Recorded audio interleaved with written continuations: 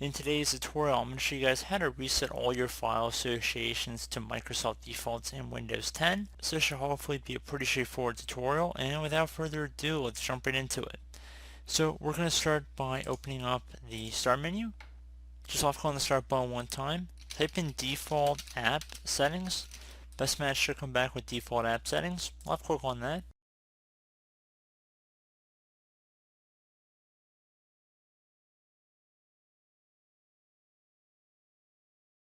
Now on the left, you want to left click on Default Apps, and now on the right side, you want to go and left click underneath Reset to Microsoft Recommended Defaults. Left click on that.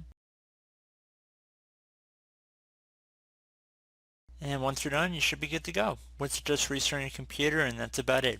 So I do hope this brief tutorial was able to help you guys out, and as always, thank you for watching, and I do look forward to catching you all in the next tutorial. Goodbye.